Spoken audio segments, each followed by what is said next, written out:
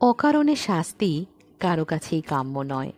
আর সে শাস্তি যদি চাপিয়ে দেয় কোনো আপনজন, তাহলে তা মনে গভীর ক্ষতের সৃষ্টি করে।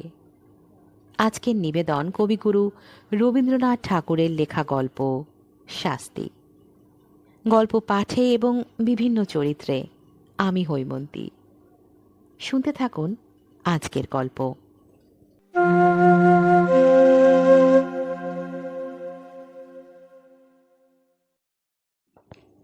দুঃখীরাম রুই এবং ছিদাম রুই দুই ভাই সকালে যখন দা হাতে লইয়া জন খাটিতে বাহির হইল, তখন তাহাদের দুই স্ত্রীর মধ্যে বকাবকি চেঁচামেচি চলিতেছে। কিন্তু প্রকৃতির অন্যান্য নানাবিধ নিত্য কলরবের ন্যায় এই কলহ কোলাহল পাড়া শুদ্ধ লোকের অভ্যাস হইয়া গেছে। তীব্র কণ্ঠস্বর শুনিবা মাত্র লোকে পরস্পরকে বলে, ওই রে, বাঁধিয়া গিয়াছে। অর্থাৎ যেমনটি আশা করা যায় ঠিক তেমনটি ঘটিয়াছে। আজও স্বভাবে নিয়মের কোনো রূপ ব্যতিক্রম হয় নাই। প্রভাতে পূর্ব দিকে সূর্য উঠিলে যেমন কেহ তাহার কারণ জিজ্ঞাসা করে না, তেমনি এই কুড়িদের বাড়িতে দুই জায়ের মধ্যে যখন একটা হই হই পড়িয়া যায়, তখন তাহার কারণ নির্ণয়ের জন্য কাহারও কোনরূপ কৌতূহলের উদ্রেক হয় না। অবশ্য এই কোন দল আন্দোলন প্রতিবেশীদের অপেক্ষা দুই স্বামীকে বেশি স্পর্শ করিত সন্দেহ নাই, কিন্তু সেটা তাহারা কোনরূপ অসুবিধার মধ্যে গণ্য করিত না। তাহারা দুই ভাই যেন দীর্ঘ সংসার পথ একটা একা গাড়িতে করিয়া চলিয়াছে। দুই দিকে দুই স্প্রিংবিহীন চাকার অবিশ্রাম ছড়ছড় খড়খড় শব্দটাকে জীবন রথযাত্রার একটা বিধিবিহিত নিয়মের মধ্যেই ধরিয়া লইয়াছে। বরঞ্চ ঘরে যেদিন কোনো শব্দ মাত্র নাই, সমস্ত থমথম ছমছম করিতেছে, সেই দিন একটা আসন্ন অনৈসর্গিক উপদ্রবের আশঙ্কা জন্মিত। সেই দিন যে কখন কি হইবে তাহা কেহ হিসাব করিয়া বলিতে পারিত না। আমাদের গল্পের ঘটনা যেদিন আরম্ভ হইল, সেদিন সন্ধ্যার প্রাক্কালে দুই ভাই যখন জন খাটিয়া শ্রান্ত দেহে ঘরে ফিরিয়া আসিল, তখন দেখিল স্তব্ধ গৃহ গম গম করিতেছে। বাহিরেও অত্যন্ত গুমট। দুই প্রহরের সময় খুব এক পশলা বৃষ্টি হইয়া গিয়াছে। এখনো চারিদিকে মেঘ জমিয়া আছে, বাতাসের লেশ মাত্র নাই। বর্ষায় ঘরের চারিদিকে জঙ্গল এবং আগাছাগুলা অত্যন্ত বাড়িয়া উঠিয়াছে। সেখান হইতে এবং জলমগ্ন পাটের ক্ষেত হইতে সিক্ত উদ্ভিজের ঘন গন্ধ বাষ্প চতুর্দিকে একটি নিশ্চল প্রাচীরের মতো জমাট হইয়া দাঁড়াইয়া আছে। গোয়ালের পশ্চাৎবর্তী ডোবার মধ্য হইতে ভেগ ডাকিতেছে এবং ঝিল্লি রবে সন্ধ্যার নিস্তব্ধ আকাশ একেবারে পরিপূর্ণ।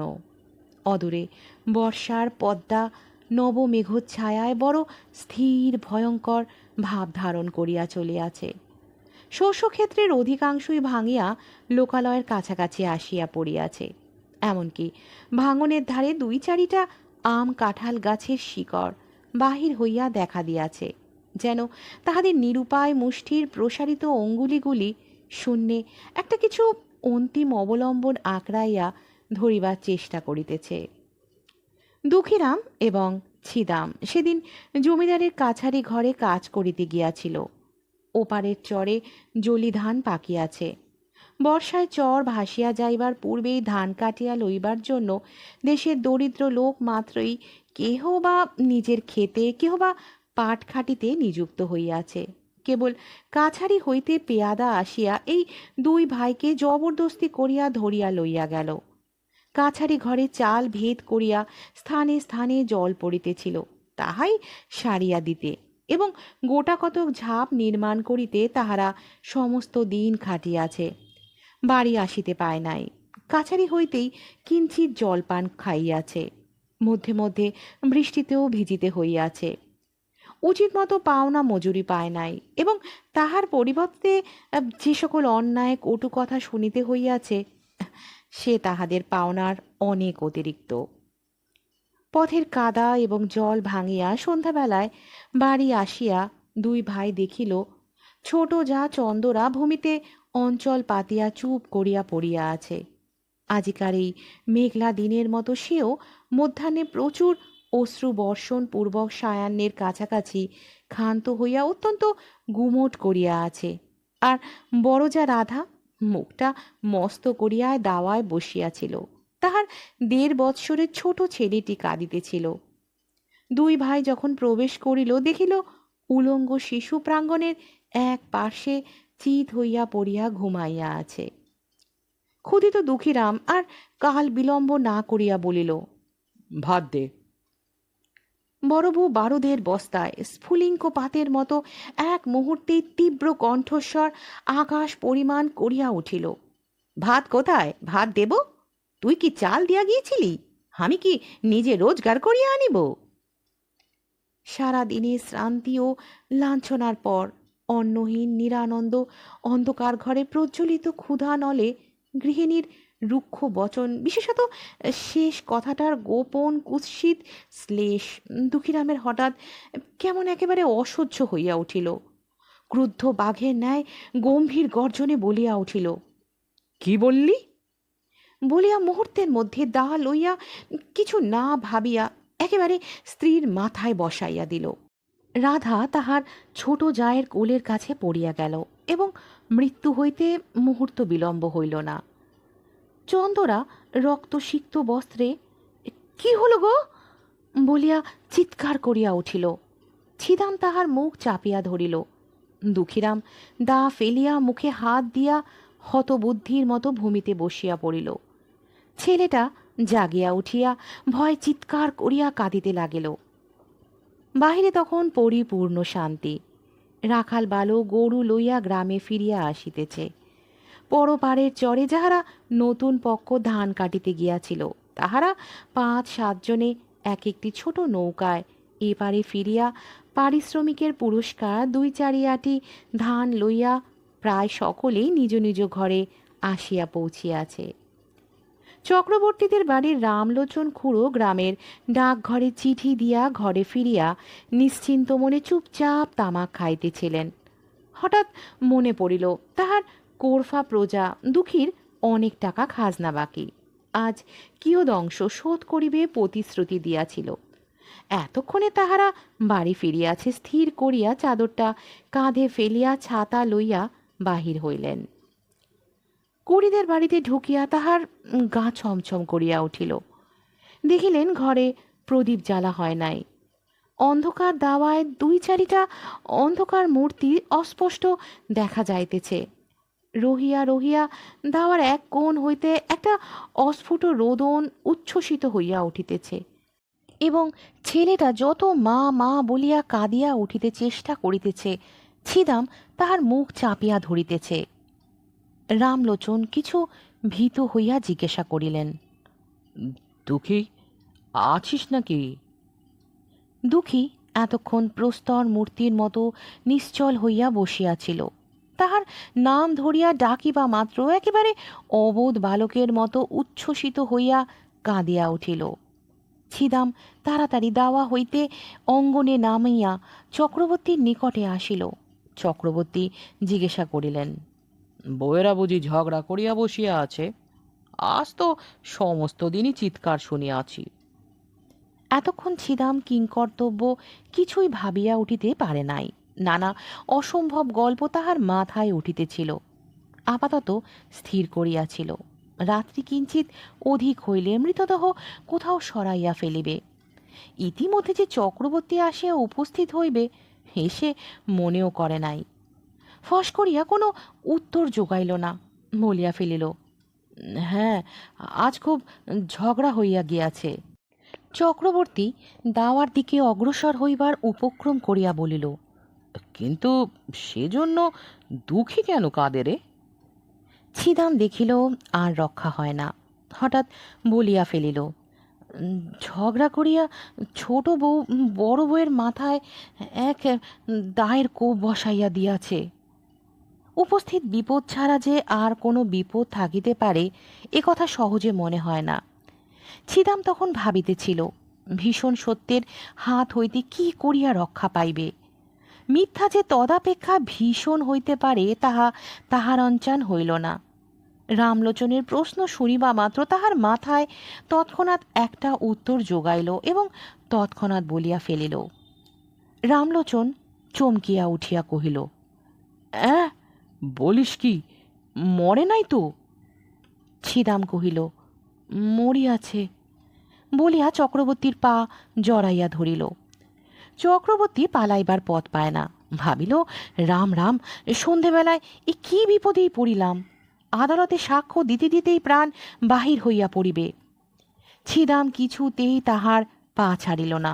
কহিল, দাদা ঠাকুর, এখন আমার বউকে বাঁচাইবার কি উপায় করি? মামলা মোকদ্দমার পরামর্শে রামলোচন সমস্ত গ্রামের প্রধানমন্ত্রী ছিলেন। তিনি একটু ভাবিয়া বলিলেন, দেখ, ইহার এক উপায় আছে। তুই এখনই থানায় ছুটিয়া যা। বলগে তোর বড় ভাই দুঃখী সন্ধ্যাবেলায় ঘরে আসিয়া ভাত চাহিয়াছিল। ভাত প্রস্তুত ছিল না বলিয়া স্ত্রীর মাথায় দা বসাইয়া দিয়াছে। আমি নিশ্চয় বলিতেছি, এ কথা বলিলে ছুরিটা বাঁচিয়া যাইবে। ছিদামের কণ্ঠ শুষ্ক হইয়া আসিল। উঠিয়া কহিল, ঠাকুর, বউ গেলে বউ পাইব, কিন্তু আমার ভাই ফাঁসি গেলে তো আর ভাই পাইব না। কিন্তু যখন নিজে স্ত্রীর নামে দোষারোপ করিয়াছিল তখন এই সকল কথা ভাবে নাই। তাড়াতাড়িতে একটা কাজ করিয়া ফেলিয়াছে।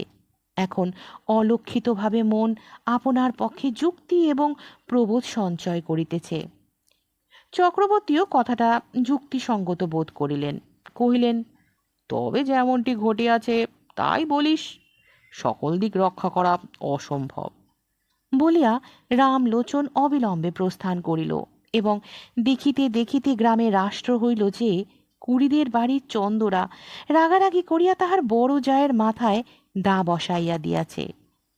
বাঁধ ভাঙিলে যেমন জল আসে গ্রামের মধ্যে, তেমনি হু হু শব্দে পুলিশ আসিয়া পড়িল। অপরাধী এবং নিরপরাধী সকলেই বিষম উদ্বিগ্ন হইয়া উঠিল। ছিদাম ভাবিল, যে পথ কাটিয়া ফেলিয়াছে সেই পথেই চলিতে হইবে। সে চক্রবর্তীর কাছে নিজ মুখে একথা বলিয়া ফেলিয়াছে, সে কথা গাঁ শুদ্ধ রাষ্ট্র হইয়া পড়িয়াছে। এখন আবার আরেকটু কিছু প্রকাশ হইয়া পড়িলে কি জানি কি হইতে কি হইয়া পড়িবে, সে নিজেই কিছু ভাবিয়া পাইল না। মনে করিল, কোনো মতে সে কথাটা রক্ষা করিয়া তাহার সহিত আর 5টা গল্প জুড়িয়া স্ত্রীকে রক্ষা করা ছাড়া আর কোনো পথ নাই। ছিদাম তাহার স্ত্রী চন্দরাকে অপরাধ নিজ স্কন্ধে লইবার জন্য অনুরোধ করিল। সে তো একেবারে বজ্রাহত হইয়া গেল। ছিদাম তাহাকে আশ্বাস দিয়া কহিল, যাহা বলিতেছি তাই কর, তোর কোনো ভয় নাই, আমরা তোকে বাঁচাইয়া দিব। আশ্বাস দিল বটে, কিন্তু গলা শুকাইল, মুখ পাংশুবর্ণ হইয়া গেল। চন্দরার বয়স 17-18 অধিক হইবে না। মুখখানি হৃষ্টপুষ্ট, গোল গাল, শরীরটি অনতি দীর্ঘ, আঁটো সাঁটো, সুস্থ সবল। অঙ্গ প্রত্যঙ্গের মধ্যে এমন একটি সৌষ্ঠব আছে যে চলিতে ফিরিতে নড়িতে চড়িতে তাহার কোথাও যেন কিছু বাধে না। একখানি নতুন তৈরি নৌকার মতো, বেশ ছোট এবং সুডোল, অত্যন্ত সহজে সরে এবং তাহার কোথাও কোনো গ্রন্থি শিথিল হইয়া যায় নাই। পৃথিবীর সকল বিষয়ে তাহার একটা কৌতুক এবং কৌতূহল আছে। পাড়ায় গল্প করিতে যাইতে ভালোবাসে এবং কুম্ভ কক্ষে ঘাটে যাইতে আসিতে 2 অঙ্গুলি দিয়া ঘোমটা ওইসব ফাঁক করিয়া উজ্জ্বল চঞ্চল ঘন কৃষ্ণ চোখ দুটি দিয়া পথের মধ্যে দর্শনযোগ্য যাহা কিছু সমস্ত দেখিয়া লয়। বড় বউ ছিল ঠিক ইহার উল্টা, অত্যন্ত এলো মেলো, ঢিলাঢালা, অগোছালো। মাথার কাপড়, কোলের শিশু, ঘরকন্নার কাজ কিছুই সে সামলাইতে পারিত না। হাতে বিশেষ একটা কিছু কাজও নাই, অথচ কোনো কালে যেন সে অবসর করিয়া উঠিতে পারে না।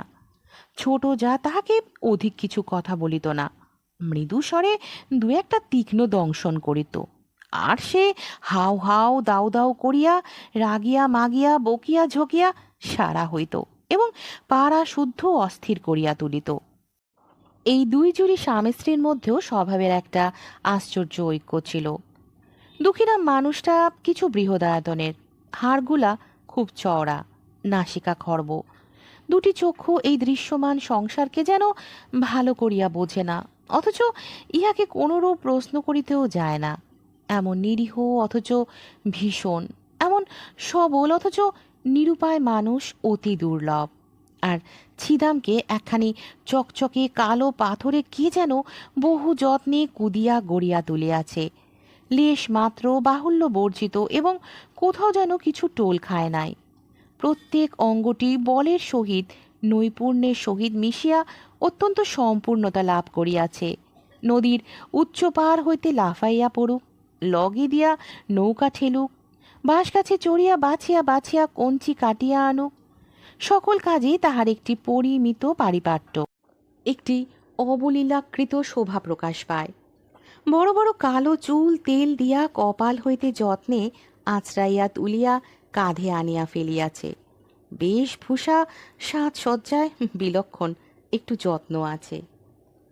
অপরাপর গ্রামবধূদিকে সৌন্দর্যের প্রতি যদিও তাহার উদাসীন দৃষ্টি ছিল না, এবং তাহাদের চোখে আপনাকে মনোরম করিয়া তুলিবার ইচ্ছাও তাহার যথেষ্ট ছিল, তবু ছিদাম তাহার যুবতী স্ত্রীকে একটু বিশেষ ভালোবাসিত। উভয়ে ঝগড়াও হইত, ভাবও হইত, কেহ কাহাকেও পরাস্ত করিতে পারিত না। আর একটি কারণে উভয়ের মধ্যে বন্ধন কিছু সুদৃঢ় ছিল। ছিদাম মনে করিত চন্দরা যেরূপ চটুল চঞ্চল প্রকৃতির স্ত্রীলোক, তাহাকে যথেষ্ট বিশ্বাস নাই। আর চন্দরা মনে করিত আমার স্বামীটির চতুর্দিকেই দৃষ্টি, তাহাকে কিছু কষাকষি করিয়া না বাঁধিলে কোনোদিনও হাতছাড়া হইতে আটক নাই। উপস্থিত ঘটনা ঘটিবার কিছুকাল পূর্বে হইতে স্ত্রী পুরুষের মধ্যে ভারী একটা গোলযোগ চলিতেছিল। চন্দরা দেখিয়াছিল তাহার স্বামী কাজের ওজর করিয়া মাঝে মাঝে দূরে চলিয়া যায়, এমনকি দু একদিন অতীত করিয়া আসে, অথচ কিছু উপার্জন করিয়া আনে না। লক্ষণ মন্দ দেখিয়া সেও কিছু বাড়াবাড়ি দেখাইতে লাগিল। যখন তখন ঘাটে যাইতে আরম্ভ করিল এবং পাড়া পর্যটন করিয়া আসিয়া কাশী মজুমদারের মেজ ছেলেটির প্রচুর ব্যাখ্যা করিতে লাগিল। ছিদামের দিন এবং রাত্রিগুলির মধ্যে কে যেন বিষ মিশাইয়া দিল। কাজে কর্মে কোথাও এক দণ্ড গিয়া সুস্থির হইতে পারে না। একদিন ভাজকে আসিয়া ভারী ভৎসনা করিল। সে হাত নাড়িয়া ঝঙ্কার দিয়া অনুপস্থিত মৃত পিতাকে সম্বোধন করিয়া বলিল, ও মেয়ে ঝড়ের আগে ছোটে, উহাকে আমি সামলাইব। আমি জানি ও কোন দিন কি সর্বনাশ করিয়া বসিবে। চন্দরা পাশের ঘর হইতে আসিয়া আস্তে আস্তে কহিল, কেন দিদি, তোমার এত ভয় কিসের? এই দুই যায় বিষম দ্বন্দ্ব বাঁধিয়া গেল। ছিদাম চোখ পাকাইয়া বলিল, এবার যদি কখনো শুনি তুই একলা ঘাটে গিয়াছিস, তোর হাড় গুড়াইয়া দিব। চন্দরা বলিল, তাহা হইলে তো হাড় জুড়ায়, বলিয়া তৎক্ষণাৎ বাহিরে যাইবার উপক্রম করিল। ছিদাম এক লম্ফে তাহার চুল ধরিয়া টানিয়া ঘরে পড়িয়া বাহির হইতে দ্বার রুদ্ধ করিয়া দিল। কর্মস্থান হইতে সন্ধ্যাবেলায় ফিরিয়া আসিয়া দেখে ঘর খোলা, ঘরে কেহ নাই। চন্দরা 3টি গ্রাম ছাড়াইয়া একেবারে তাহার মামার বাড়ি গিয়া উপস্থিত হইয়াছে। ছিদাম সেখান হইতে বহু কষ্টে অনেক সাধ্য সাধনায় তাহাকে ঘরে ফিরাইয়া আনিল, কিন্তু এবার পরাস্ত মানিল। দেখিল এক অঞ্জলি পারদকে মুষ্টির মধ্যে শক্ত করিয়া ধরা যেমন অসাধ্য, এই মুষ্টিমেয় স্ত্রীটুকুকেও কঠিন করিয়া ধরিয়া রাখা তেমনি অসম্ভব। এ যেন 10 আঙ্গুলের ফাঁক দিয়া বাহির হইয়া পড়ে। আর কোনো জবরদস্তি করিল না, কিন্তু বড় অশান্তিতে বাস করিতে লাগিল। তাহার এই চঞ্চলা যুবতী স্ত্রীর প্রতি সদা শঙ্কিত ভালোবাসা উগ্র একটা বেদনার মতো বিষম টনটনে হইয়া উঠিল।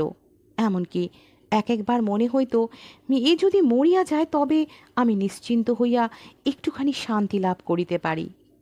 মানুষের ওপর মানুষের যতটা ঈর্ষা হয়, যমের ওপর এতটা নহে। এমন সময় ঘরে সেই বিপদ ঘটিল। চন্দরাকে যখন তাহার স্বামী খুন স্বীকার করিয়া লইতে কহিল, সে স্তম্ভিত হইয়া চাহিয়া রহিল। তাহার কালো দুটি চক্ষু কালো অগ্নির ন্যায় নীরবে তাহার স্বামীকে দগ্ধ করিতে লাগিল। তাহার সমস্ত শরীর মন যেন ক্রমেই সংকুচিত হইয়া স্বামী রাক্ষসের হাত হইতে বাহির হইয়া আসিবার চেষ্টা করিতে লাগিল। তাহার সমস্ত অন্তরাত্মা একান্ত বিমুখ হইয়া দাঁড়াইল।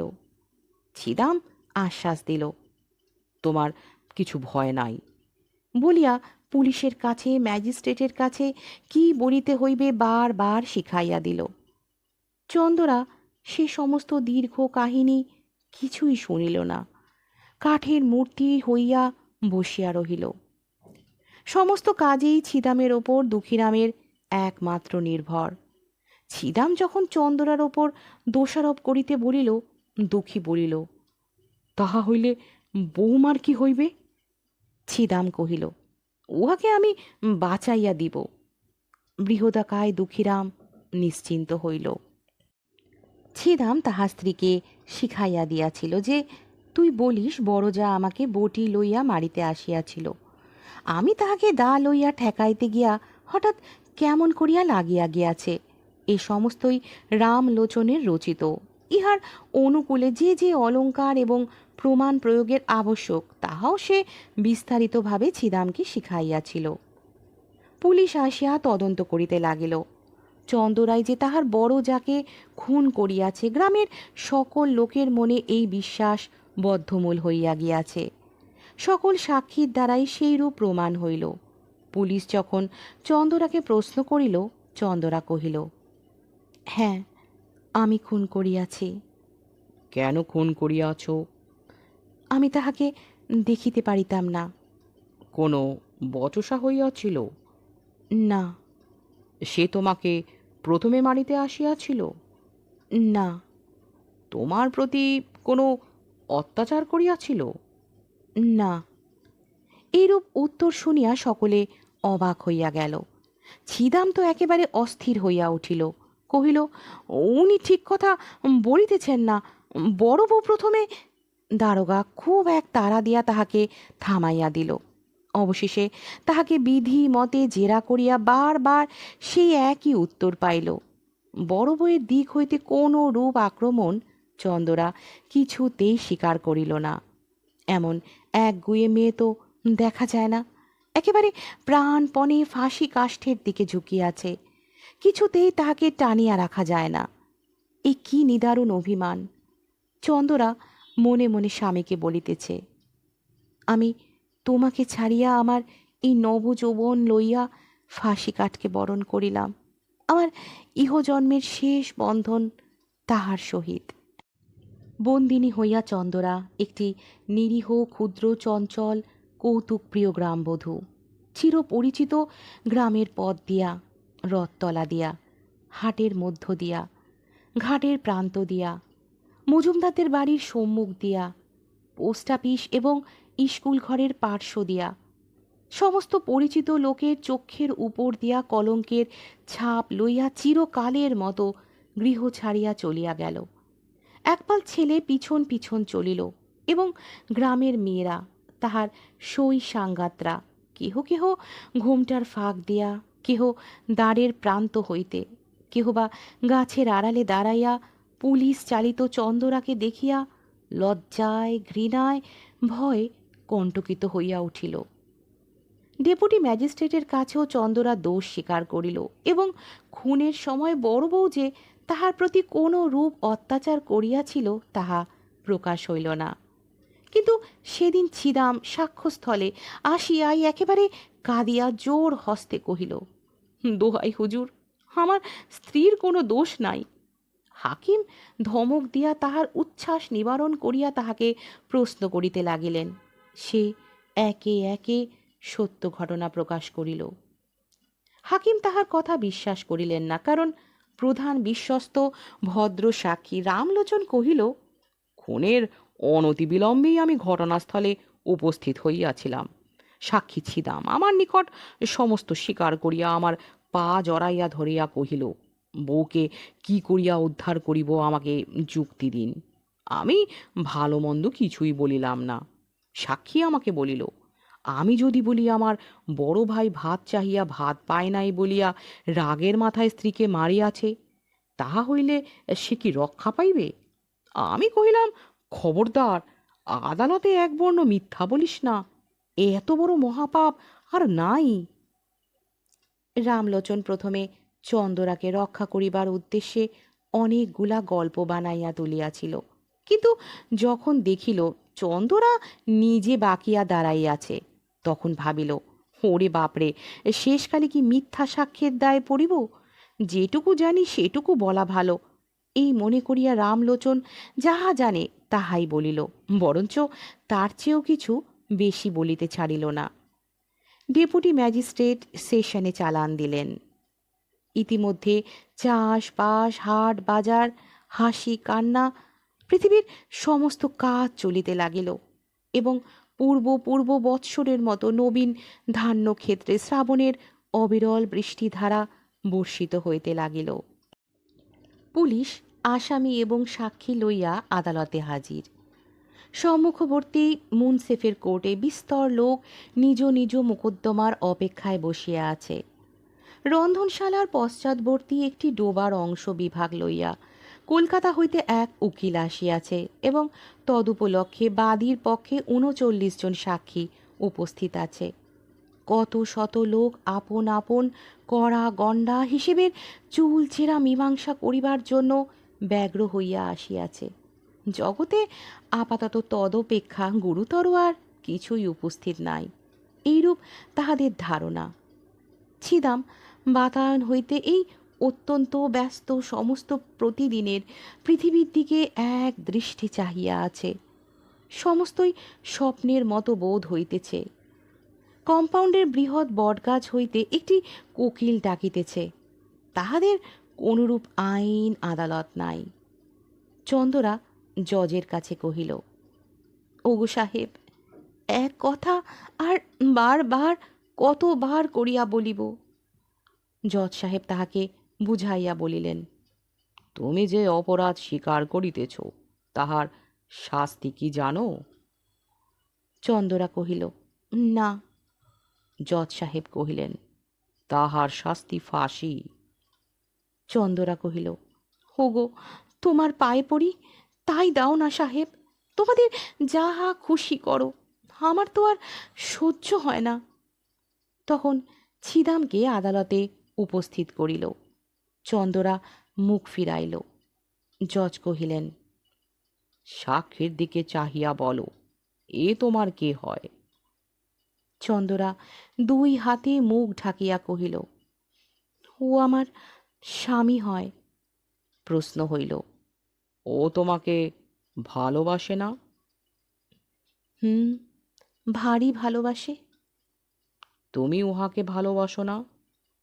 খুব ভালোবাসি। ছিদামকে যখন প্রশ্ন হইল, ছিদাম কহিল, আমি খুন করিয়াছি। কেন? ভাত চাহিয়াছিলাম, বড় বউ ভাত দেয় নাই। দুঃখীরাম সাক্ষ্য দিতে আসিয়া মূর্ছিত হইয়া পড়িল। মূর্ছা ভঙ্গের পর উত্তর করিল, সাহেব, খুন আমি করিয়াছি। কেন? ভাত চাহিয়াছিলাম, ভাত দেয় নাই। বিস্তর জেরা করিয়া এবং অন্যান্য সাক্ষ্য শুনিয়া জজ সাহেব স্পষ্ট বুঝিতে পারিলেন, ঘরের স্ত্রীলোককে ফাঁসির অপমান হইতে বাঁচাইবার জন্য ইহারা দুই ভাই অপরাধ স্বীকার করিতেছে। কিন্তু চন্দরা পুলিশ হইতে সেশন আদালত পর্যন্ত বারবার এক কথা বলিয়া আসিতেছে। তাহার কথার তিল মাত্র নড়চড় হয় নাই।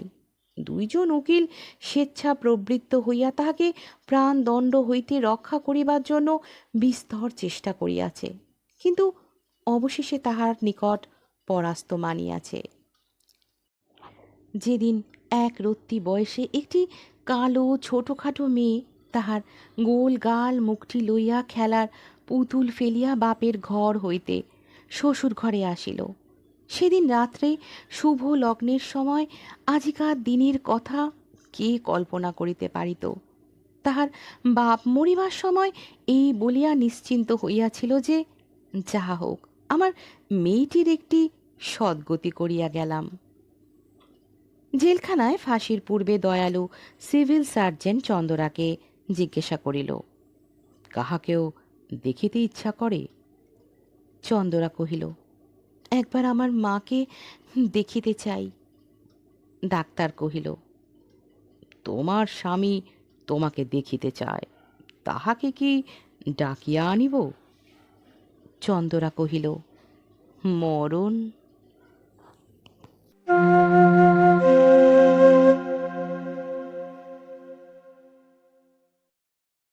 এতক্ষণ শুনছিলেন আজকের গল্প শাস্তি। গল্প পাঠ আপনাদের কেমন লাগলো অবশ্যই কমেন্টের মাধ্যমে জানাবেন। আর যদি ভালো লেগে থাকে তাহলে গল্পটিকে লাইক করবেন, আপনাদের আত্মীয় পরিজন বন্ধু বান্ধবের মধ্যে শেয়ার করবেন এবং আমার এই চ্যানেলটিকে সাবস্ক্রাইব করে আমার পাশে থাকবেন। আজকের মতো এখানেই বিদায় নিচ্ছি। হাজির হব আবারও একটি নতুন গল্পের সাথে। ভালো থাকবেন, সুস্থ থাকবেন।